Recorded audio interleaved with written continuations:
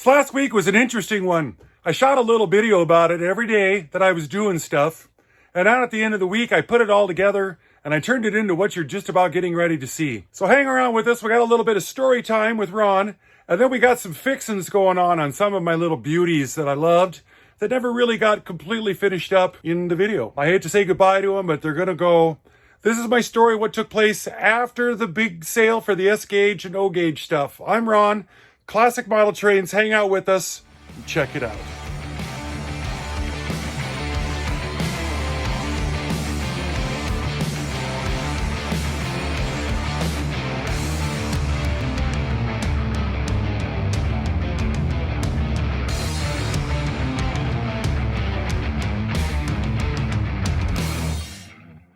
Sunday evening now, the video went out with all the O-Gauge stuff that was for sale and everything got sold. Went really well. Now, after spending 2 days with the foam growing out of my head, talking to fellers, it's time to box it all up now. So I got to put the stuff into shipping. Let me show you here. All up in here, all up under here. I had to box, you have to box the stuff just to get it into groups of what people wanted. Box them all down there. A lot of this stuff over here sold. Things sold, lots of things. So I'm going to spend the next couple, 2-3 days boxing. Some of the locos I got to fix up just a little bit because I want them to be right for everybody. They got to work and work as expected. So I'll bring you in for the things that we're going to fix and clean up and do as they come along. So this is going to be kind of an odd little repair video, jumping from things to things, boxing up, shipping out, going to the post office, cleaning the house here, trying out my new tens unit. One of these fancy ones here that I got from the Amazon. And oh my goodness, it's like an electric fence. It's got some horsepower behind it, that's for dang sure. Now after many hours of packing, here's a third of all the orders. So I still got all the stuff over here to pack and all the stuff that's still up there I gotta pack. We're gonna type these into the computer for shipping and payment, load them up in the van and get them up to the post office station. Day 2 of packing, day 3 of shipping. It's Tuesday now. So I got more stuff packed up. Now I'm down to all the things that we need to repair. Just a little bit, just tune them up. Give them a quick lube and a grease before we can ship them on their way. So we're gonna start getting ready to do that. Get these in the pickup and go up to Uncle's house.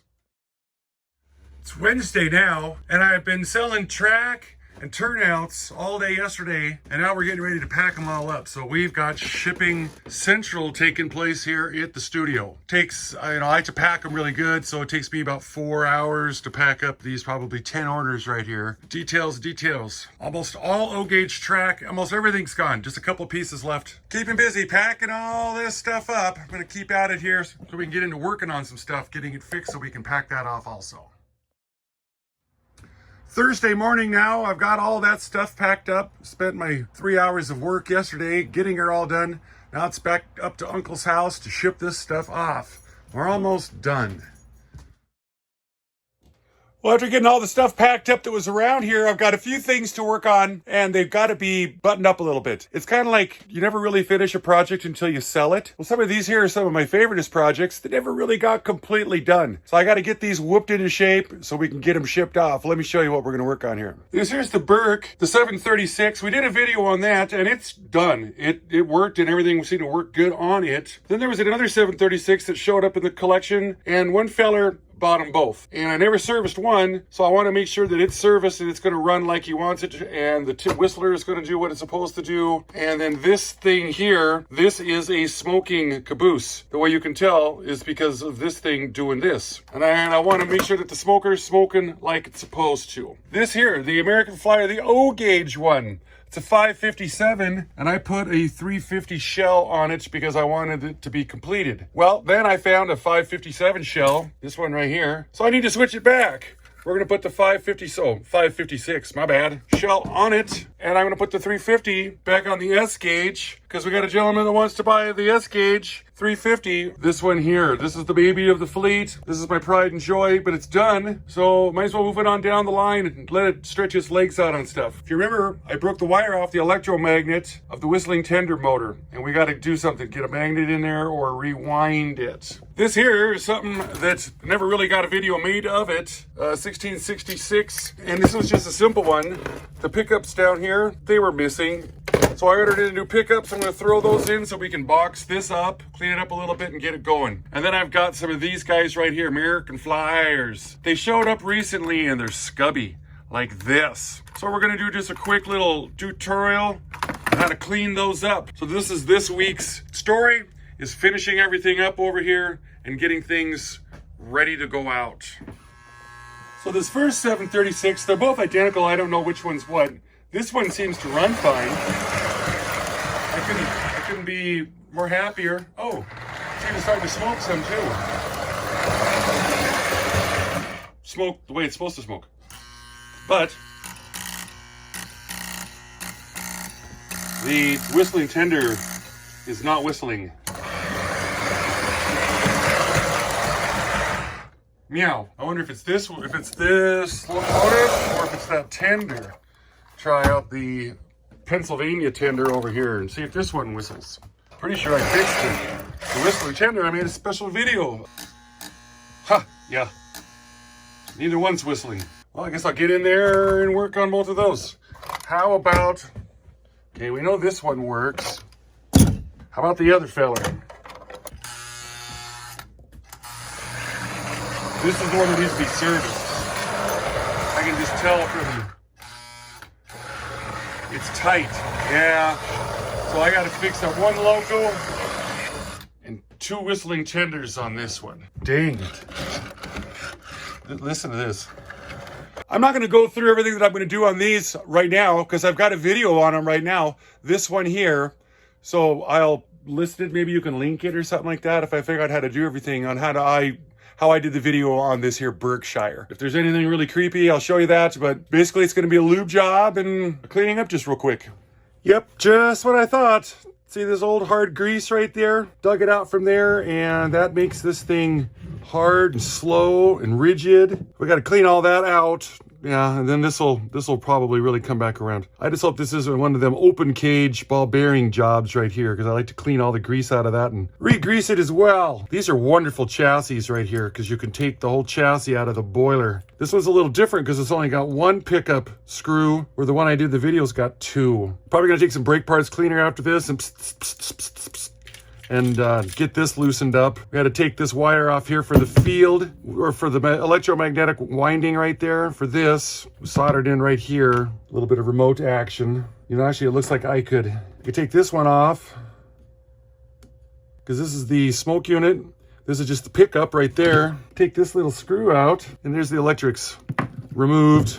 Drop this screw out, and then I'll really be able to clean this up. Sure. And now we're just down to the chassis. Pull this out. Well, look at this. Serviceability. No need to take it any farther than that, but I'm going to brake cleaner it up. Yep, just as I thought. Got the armature out. This thing was just packed with old hard grease.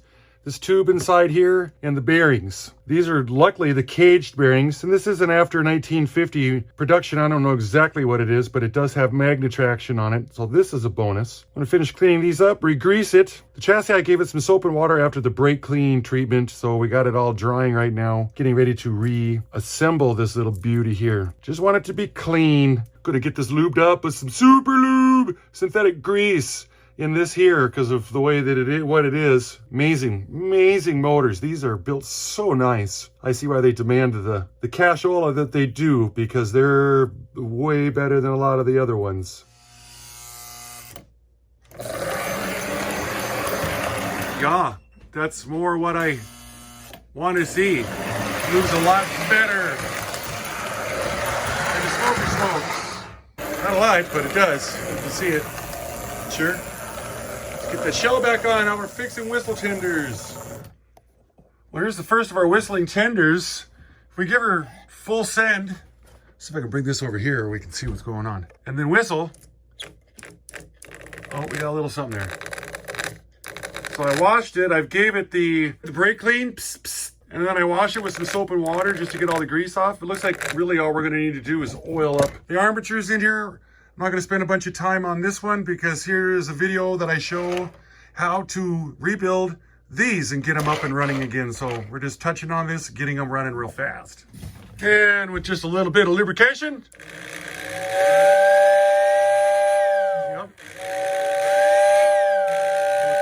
Sure.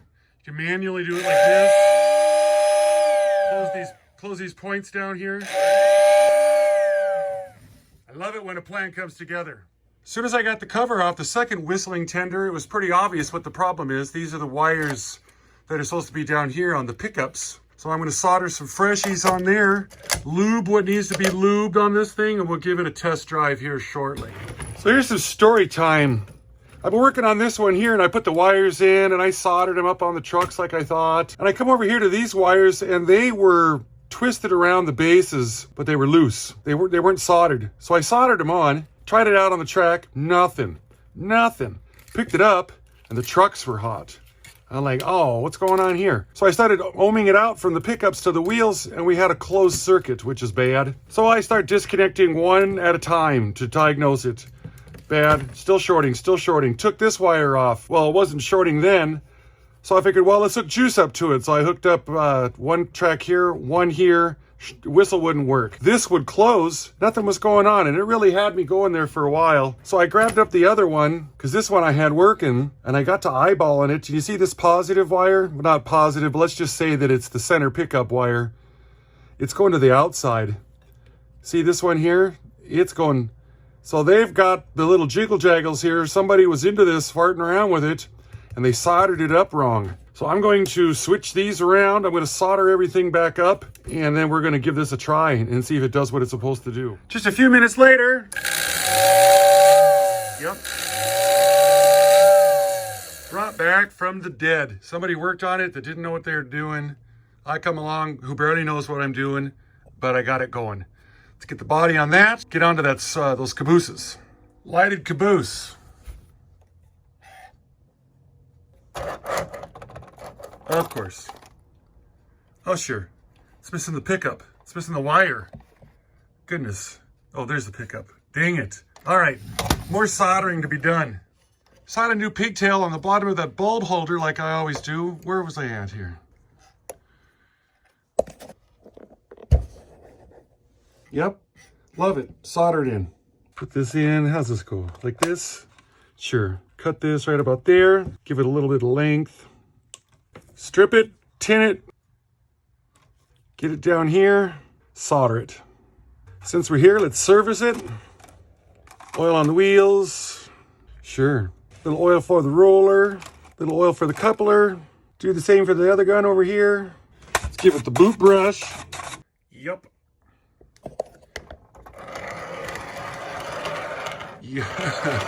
Yeah, that'll go away the more it's run. So that's one more down. Let's see what smoking caboose. Now the light works. Oddly enough, it's smoking out the bottom, right down there. Well, there we go. Yeah. Okay. That's unnerving. So it looks like it's on fire. We'll take that body off and wash it though. Maybe we'll clean up the inside just a little bit. This was interesting to me. I've always wondered what it looks like on the inside, so I figured I'd show this off to you. Bulb. So the pickup is over here. Juice comes up, goes through the heater. Bulb, ground. Bulb is out. That means the heater ain't gonna work also. I wonder how many people think their heater's burned out because the bulb's burned out. Body's drying, we'll get that put together. And I've got this set of 6 cleaned up and ready to go. Here it is, all done up. The Lionel Lines one. Smoking caboose is smoking, doing what it's supposed to do. Give her the forward juices.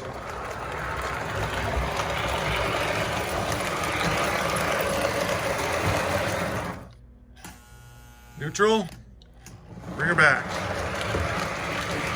That's the first Berkshire, all cleaned up, ready to go. Here's the second Berkshire. Lights are burning, it's sitting here in neutral. Heater's on. All shined up here. Lighted caboose is lighted. Whistle.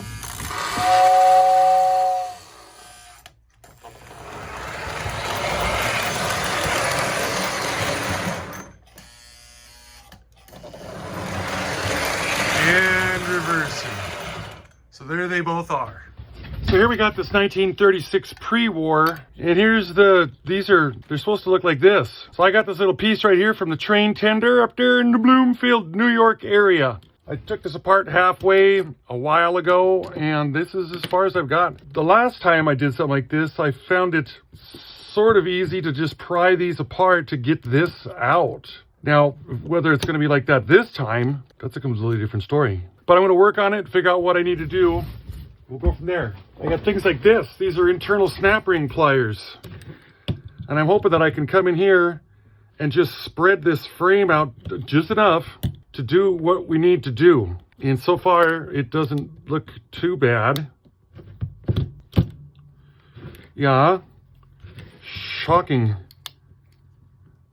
that actually worked.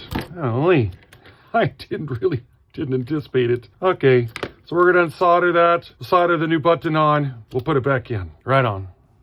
Well, since I got her wide open right now, I can really get in there and root around, so I took the old brake parts cleaner and cleaned out all the old ick. So let's freshen it back up with some fresh oil before we insert that pickup assembly. I mean, we're right here. Brake parts cleaner, and then I wash it off with soap and water. Just a quick service in here. Oil everything up, jam that thing in there. Got the pickups on, but we got E-unit problems now.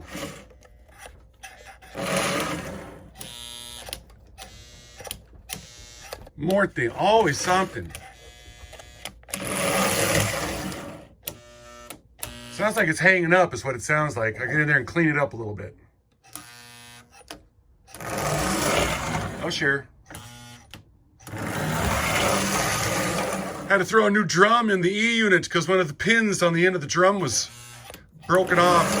So the drum wasn't in there like it's supposed to be. Let's put this together. I get a lot of emails every week about people that want to promote their products on my channel. And I don't do it because, for one, I haven't found a product that I think is worth anything to promote on the channel. And then I realized I've got a really important product that I should promote on the channel. Classic Model Trains World. I think the most important one is our members that are out there. They're providing the most amount of extra income that comes into the channel, well, week to week or month to month. I want to thank everybody that does support the channel through our memberships. It's all through YouTube. There's a join button at the bottom of the videos, every one of them. Click in and it'll describe how that works, how it breaks down. People are always asking me, how do I become a member? That's what you got to do. You got to be subscribed first to become a member. That generates lots of extra income, and it helps support the $1 club layout for the storage of the building that it's in right now. We're about halfway through the video right now. Is an excellent time to do Classic Model Trains, Classic Model of the Week. Do you guys know who this is? If you do, type it in the comments down below. If you don't, hang out till the end. I'll let you know who it is. Let's get back into working on this stuff. I took these cars and I washed them. And they came out a little better. They're certainly not cherry at all. But when I washed this one and I gave it some of the ceramic detailer, and that passes. There's nothing wrong with that at all. So I'm going to go ahead and shine these things up. They say all you got to do is just put some of this on. I find when you spray it on, then it kind of gets all over the place. So I wipe it on with this rag, and it just gives it the shine like right now. So it's going to have a shiny patina look, like what they do with the hot rods nowadays. Ain't that something? And that's how it stays. It'll stay like this. So I'm going to knock them out, put a couple coats on each thing, give this thing a final test drive. Oh, and I'll oil up all the wheels and service it and stuff like that too. Here's the advertisement for this set right here in 1938. This one's sitting right up there. I believe I got this from Local Dave because it didn't run because, was missing the thing. I wanted to do a full video on this, but we didn't get the chance. Let me see. Can I get the cars? They just don't. I can't get them to glisten very good. They're sort of glistening, not much. Here's everybody back to running condition now. Absolutely beautiful. I mean, the locomotive's in really nice shape. One more thing I can cross off the list, get it boxed up, shipped out. Now it looks like I'm down to most of the S-gauge stuff here. These guys, they got to get swapped over. Yeah, we're on the downhill side for sure. These next cars are an interesting story. All three of them looked like this. And I took this one, I washed it because I thought, well, maybe it's just got some mold on it or something like that. That didn't take it off. So I took WD-40 and rubbed it on it, and then it came off. So I've got one car cleaned. These I just told the guy I'd clean them. I'm not going to tune them up or nothing like that. But these other two, they really need something. And I got to wondering if it is mold release that's causing these to be like this. Mold release being the chemical they use to get the plastic out of the mold. And the way you solve that is with one of these. So let's just take a looky here. Well, it's better, but it could be really dirty too. So I guess I'll go scrub it up with some soap and water and see if that brings it around. I'm just learning. I'm just trying different techniques out on it. I know it works, but I want to see what else will work too. Well, it's still got it on there. You can see the scub. They're amazing bodies. It's like barn find stuff, but it's got like bird poo on it or something like that. So that other one, I just used some solvent. This is a solvent. It's not a lubricant. Oh, and it seems to do a good job of taking whatever's on there off, but I got it's a lot of manual work like this. So I'll keep working on it, and I'll bring you back around when they're all said and done so we can see how it looks. So the heat gun did some work to it, washing did some work, and now we're going to bring it around with the WD-40. Yeah, the WD-40 did the trick. That's it. All that ink is off of there now. All three of these things are absolutely gorgeous. I wish I would have known they would have cleaned up this nice. I would have charged more for them. But that's okay. They're getting a new home. They're going into a custom-made set. That's what I've been told. The third one. So, yep, they are ready to get packed up and go. On to the next project. We're getting underway of swapping these shells. This is an O-gauge chassis in an HO gauge shell. The shells are identical because I got it to switch over, but I want to get it right back to where it's supposed to be with the right numbers. I bought this shell after the video came out of me swapping this around, so I'm not going to spend a lot of time showing how to take it apart and put it back together because there's a video of it right here somewhere in one of the corners, so you can check it out, which was the story on working on this guy. If there's anything interesting that comes up along the way, I'll showcase it. Here is the O-gauge 556. Swapping that shell over was super, super easy. And I'd like to take credit for that myself because the rods, the way they were, just 2 bolts, pull the chassis out, put the chassis in, put the rods back in. I saved all the pieces and stuff. Now remember this tender here was the chugger tender. And I didn't tighten the body back on. I didn't bend the tabs over. Because I did plan on wanting to paint this one day. Because if you probably doesn't show very, yeah. You see how they're different colors of blue and the cars are different colors also. And I was planning on stripping the whole thing down and repainting it and re-decaling it and all that fun stuff. But this chugger, see how it just doesn't match the, the speed of the locomotive. It's just going to beat the band. Thankfully, it's got a switch underneath here to turn it off. Let's go the other way. Yeah. There it is. So we don't got to put up with that. Get this body on for its last final drive. Reposition the unit. Yes. So nice. So nice. It's got 3 passenger cars that come with it. One of the other passenger cars has got the whistle in it. It's a 3-piecer. So there's all that. Probably got a couple little bugs in it. And I don't believe I've got the right rear truck for it yet. Or there's something missing here because of the way that it sits back here. It's just kind of floating along in there. It seems like the way that they made them, like the S-gauge ones with this drawbar and everything all hooked up, seems to be a better system. And it's like this one didn't have it or somebody messed around with it. I remember that in the video before. So this is what it is. We're gonna get it packaged up and shot down the road. So here's all the pieces for the 350. And I think I gotta swap out these rods right here because they got this little offset for the O-gauge gauge. And I had to drill the rivets out, but I did use little screws, little bolts to hold them in. And I think the rods are right there. And the chassis is right here. So it should be easy enough to put it in and get it going again. Oh, messy. I had to test drive this. Looks like it's just never ever been serviced. Let's see what we can do with it. So now we got the 350, the S-gauge one all whooped into shape here now. And we got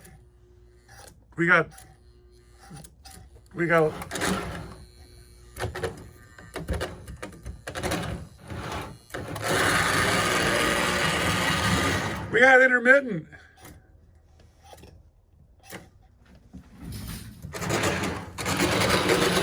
I ain't never seen one where you got to push down on the locomotive to get the reverser to work because the pickup is in the tender. So I guess we'll take it apart, clean it up. I never serviced this thing. I just took it apart and stole the shell off of it. So I guess I should have serviced it when it was apart when I put it together this time. That's all right. We'll get her. Brake cleaned the whole thing because they had a bunch of dried up grease in this first gearbox in here. And the E-unit, or reversing unit, was a little sticky. You can see it's doing everything well now. So this is going to lead me more towards... Oh boy, it rolls like a bugger. That thing, I had the juice off and it rolled halfway down the track. Yeah, that E-unit is not... We got to clean the fingers. So I'll work on that next. Fiberglass pencil, I can see this is going to take some time, but it's the juices just aren't flowing. Here I can see that those fingers are pretty... Oh, that's right. This is an American Flyer. You can take these out. You can service this thing super easy. Straighten this one. Straighten this one. Yep. Yeah, oh, the other ones are even worse. Corroded. So I'm going to work on those. I'll straighten out this top one here also. Scrub it all up. Do the same thing. And I think we'll really have something then. Those are bad. Well, them contacts were really bad in that E-unit, but we're still experiencing the same problem here. So I'm going to check the brushes out, or the brush holders, because we're not getting the kind of performance that we want here at all. Why don't the brushes come out? Are they burned down to little nibbins? That would do it. A couple screws to pull out here. I know the armature spins really freely whenever the juice starts to flow. I didn't think I'd have to do a complete... Well, there's the problem right there. There's no brushes even in it. Oh, okay. Poor thing. It's just running on... It's just running on the springs. Okay, I'm going to clean this up, and then I'm going to go see if I got some brushes somewhere for it, which is doubtful. But we'll see what we got. Oh, I feel bad. It really tried, too. It's hard to run on springs. It really is.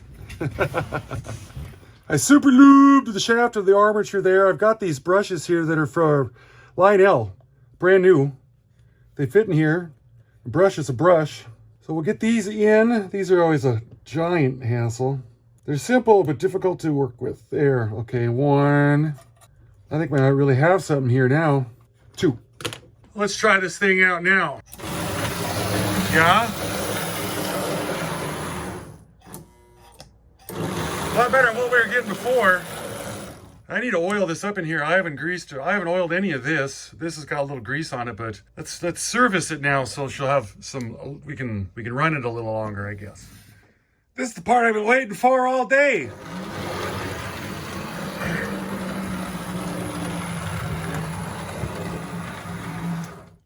Yes? Oh, yeah. That's a good looking and running little feller there. Absolutely. I wanted to put this one in this video, fixing it up. I got to rewind that electromagnet in the whistle tender in there.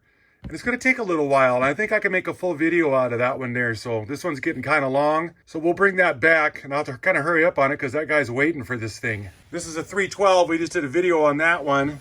Yeah. So a few more packages ready to go for Monday morning. I've got probably 4 more packages sitting out there to pack up also. I just didn't have any room in here, bringing my entire collection in at once and then selling it off. Sad to see it go. What's a guy do? I'll focus on fixing stuff, I guess, instead of collecting them. Chatting on the phone with people, my goodness, I talk to people all over the country. Great fellers out there. I didn't talk to any ladies. I guess they don't need to buy any trains or nothing like that. But man, I still got emails that I haven't gotten to yet. A lot of people, they all wanted either the Berks or they wanted this little guy over here, the Pacemaker. I guess I need to make pacemakers all the time or something. I don't know. Just very, very fun talking to all you guys out there, although it takes me 3-4 days to talk to everybody. Our classic model of the week, she's like an Italian Marilyn Monroe for back in the time. Gina Lolo Brigida, I think is how it's pronounced. Hopefully I didn't blow that too much. I want to thank all you guys for hanging out with me, all the 33%ers out there. We made it to the end of the video. I'm going to keep boxing and organizing and doing stuff here. We got a lot of changes taking place over here. I'm Ron with Classic Model Trains. See you next week. Bye-bye.